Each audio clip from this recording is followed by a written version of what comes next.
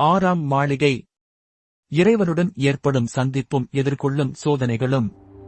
இம்மாளிகையின் நிலை எப்படி இருக்கும் என்பதை அறிந்து கொள்ள அனைவருக்கும் ஆர்வம் இருக்கும் அல்லவா? புனித தெரேசா தரும் விளக்கத்தை காண்போமாக. இந்த ஆறாம் மாளிகை மிக நீண்டதாக இருக்கிறது. இங்கே புனித தெரேசா பற்பல இறையனுபவங்களையும் ஆன்மாவுக்கு ஏற்படுகின்ற பலவித துன்பத் துயரங்களையும் இடர்பாடுகளையும் அவற்றை கடந்து அவற்றின் வழியே ஆன்மா அடையும் உறுதிப்பாட்டையும் தெளிவுபடுத்துகிறார். இந்நிலையில் ஒருவருக்கு மனிதரான இயேசு கிறிஸ்துவை கண்முன் கொண்டு வாழ்வதும் அவரை சிந்தையில் இருத்துவதும் மனிதரான நாம் சோதனையில் சிக்கிவிடாமல் இருக்க எவ்வளவு சிறந்த பாதுகாப்பு என்பதை விளக்குகிறார்.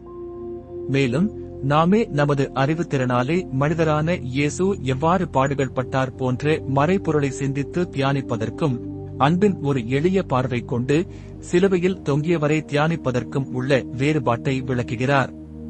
திருமண ஒப்பந்தம் என்ற குறியீட்டை பயன்படுத்தி புனித தெரேசா கடவுளுக்கும் ஆன்மாவுக்கும் இடையே நடைபெறும் அருள் செயல் பரிமாற்றங்களை விளக்குகிறார். இப்போது ஆன்மாவுக்கு கடவுளை முன்னிட்டு துன்புறும் ஆவல் அதிகரிக்கிறது. இந்த ஆவல் மன உறுதியை இன்னும் சிறந்ததாக்கி கடவுளையே தனது மணவாளராக ஏற்க தூண்டுகிறது.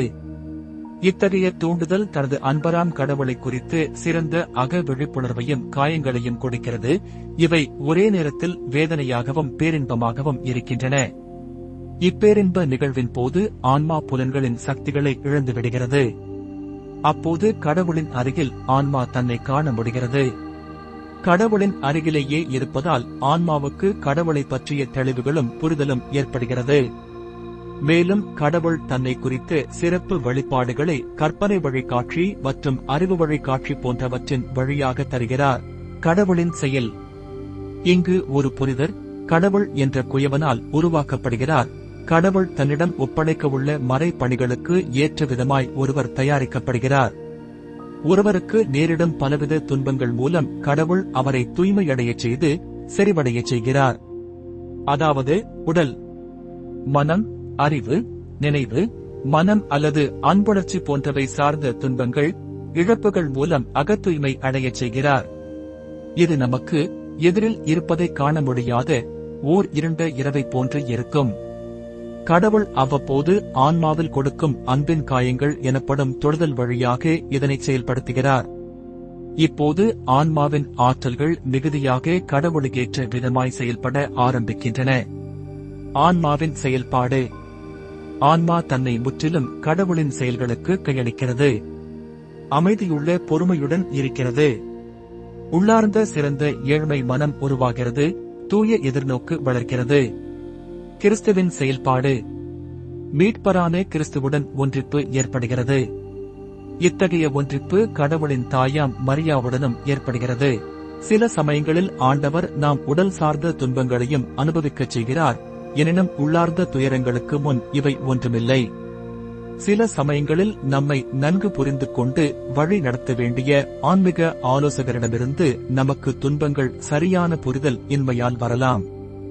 நமது அனுபவங்களுக்கு காரணம் தவறான உளவியல், மனதளவில் ஒருவருக்கு ஏற்படும் பாதிப்புகள் அல்லது தீய ஆவிகளின் தூண்டுதல்கள் என்று கூறப்படுவதால் இதுவும் ஆன்மாவுக்கு பெரும் துயரமாக இருக்கும். ஆகவே இச்சூழ்நிலைகளில் ஆன்மீக வாழ்வை பொறுத்தமட்டில் நமக்கு சோர்வும் கலக்கமும் ஏற்படலாம். இத்தகைய உள்ளார்ந்த துயரங்கள் எவ்வளவு நம்மை மனவேதனைக்கு உள்ளாக்குகின்றனவெனில் எப்பக்கமும் நமக்கு ஆறுதலும் ஆதரவும் அற்ற நிலை ஏற்படலாம். இவ்வாறு ஆன்மாவின் இருண்ட இரவு நம்மை தூய்மைப்படுத்த தொடர்ந்து வருகிறது என்பதை புரிந்து கொள்வோமாக. இத்தகைய நிலையில் நாம் என்ன செய்யலாம்? நமது பாரத்தை திடீர் என்று தூக்கிப் போட வல்லவராம் கடவுளின் இரக்கத்திற்காக காத்திருப்பதே உகந்தது. நம் ஆண்டவர் புயலின் நடுவே பேரிரைச்சல் மிக்க கடலின் மத்தியில் தன் சீடர்களுக்கு தோன்றி, இறையாதே, அமைதியாயிரு என்று கூறியதை மனத்தில் இருத்துவோமாக. காண்க மார்க்கு 4:39. எல்லாம் மீண்டும் நலமாகிறது. ஆன்மாவும் தனது மகிழ்வை மீண்டும் சுவைக்கிறது. இத்தகைய சூழலில் நமது இயலாமையையும் கடவுளின் உதவியையும் உணரும் வாய்ப்பை பெறுகிறோம். இவ்வாறு உயர்ந்த இறை அனுபவங்கள் அல்லது அருள் கடவுளுடைய தாராள வரம் என்றும் நமது மனித முயற்சியால் மட்டுமே அடைந்துவிடக்கூடியது இல்லை என்பதையும் நன்கு புரிந்து கொள்கிறோம். ஆகவே தெரேசா அறிவுறுத்துவது போன்று எப்போதும் தாழ்ச்சி, நம்பிக்கை என்னும் பாதையில் நடப்பதே மேலானது. சில நேரங்களில் இத்தகைய சோதனைகள் நீண்ட காலத்திற்கு தொடரலாம்.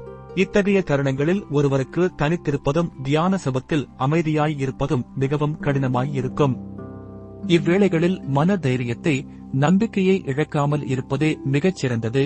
மேலும் நமது வாழ்க்கை நிலைக்கேற்ப பிறரன்பு செயல்களில் நம்மை ஈடுபடுத்திக் கொண்டு ஆண்டவரின் இரக்கத்திற்காக காத்திருப்பதே நல்லது. நான் ஆண்டவருக்காக பொறுமையுடன் காத்திருந்தேன், அவரும் என் பக்கம் சாய்ந்து என் மன்றாட்டை கேட்டருளினார் என்ற பணிவுள்ள மனத்துடன் காத்திருக்கும் மனத்தை இந்நிலை நமக்குள் உருவாக்கும். காண்க திருப்பாடல் 40:1 மற்றும் புலம்பல் 3:25 முதல் 26 வரை. தீய ஆவியோ அல்லது அலகையோ இத்தகைய உள்ளார்ந்த துன்பங்களையோ மன துயரத்தையோ இங்கே நமக்கு கொடுக்க முடியாது என்பதை மனத்தில் இருத்த வேண்டும். ஏனெனில் நமது ஆன்மீக ஆற்றல்களான அறிவு, சித்தம் போன்றவைகள் மீது அவனுக்கு எந்த அதிகாரமும் கிடையாது. அதிகாரம் 1. இங்கே புனித தெரேசா கடவுளுக்கும் ஆன்மாவுக்கும் இடையே நிகழும் சந்திப்பை விளக்குகிறார். நாம் முன்பு கூறியுள்ள ஒன்றிப்பு என்பது கடவுளுக்கும் ஆன்மாவுக்கும் இடையே நிகழும் ஒரு சந்திப்பு போன்றது. இங்கே நாம் கண்கொண்டு இயற்கையாக பார்ப்பது போன்று இருப்பதில்லை, கற்பனை கொண்டும் பார்ப்பது இல்லை. புனித தெரேசா என்குவென்றோ அதாவது சந்திப்பு என்ற சொல்லை பயன்படுத்துகிறார்.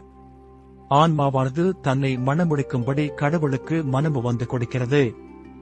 எனினும் கடவுள் இத்திருமண ஒப்பந்தம் உடனடியாகவும் சுலபமாகவும் நடைபெறாமல் காலம் தாழ்த்துகிறார். ஆன்மாவை இன்னும் சிறந்த விதமாக அன்பின் ஒன்றிப்புக்கு தயாரிக்கவே இவ்வாறு செய்கிறார். ஆனால் கடவுளின் அன்பால் காயப்பட்டு இருக்கும் ஆன்மாவானது இப்போது தன் அன்பருடன் முழுமையான ஒன்றிப்பால் இணைய இயக்கமாயிருக்கிறது. இந்தச் சூழலில் அன்பராம் கடவுள் ஆன்மாவை ஆய்வுகள் எனப்படும் சில சோதனைகளுக்கு உட்படுத்துகிறார். அத்தகைய ஆய்வுகள் அதனை இன்னும் மேன்மையுறச் செய்கின்றன. அவற்றுள் சிலவற்றை காண்போமா? முதலாவதாக, ஆன்மாவில் ஏற்படும் சந்தேகம். உண்மையாகவே கடவுள் எனக்குள் வந்து என்னை சந்தித்தாரா? இவ்வாறு இந்த உள்ளார்ந்த இறை அனுபவத்தை குறித்து ஆன்மாவுக்கு பல சந்தேகங்கள் எழுவதுண்டு. அவை ஆன்மாவுக்கு துயரத்தை தருவதாய் இருக்கின்றன. நாம் ஏற்கனவே கண்டது போன்று கடவுளுடன் ஆன்மாவிற்கு ஏற்படும் இத்தகைய உள்ளார்ந்த இறை அனுபவம் பழைய பாவ மனிதனை களைந்துவிட்டு ஆண்டவர் இயேசுவிடம் நாம் திரும்பி வர தூண்டுதல் தருகிறது. இப்போது நமது மன மாற்றத்தையும் புது வாழ்வையும் காண்கிறவர்கள் நம்மீது ஏராளமான பரிகாச, விமர்சன கணைகளை வீசுவார்கள். சில சமயங்களில் நம்மை பாராட்டுபவர்களும் உண்டு. இத்தகைய அனுபவங்கள் மூலம் நமது வாழ்வியல் எல்லா நலன்களுக்கும் கடவுளே காரணம் என்பதை புரிந்து கொண்டு இகழ்ச்சியோ புகழ்ச்சியோ எத்தகைய சூழலிலும் நமது உள்மன அமைதியை இழக்காமல் வாழும் ஆற்றலை, தகைமையை பெறுகிறோம்.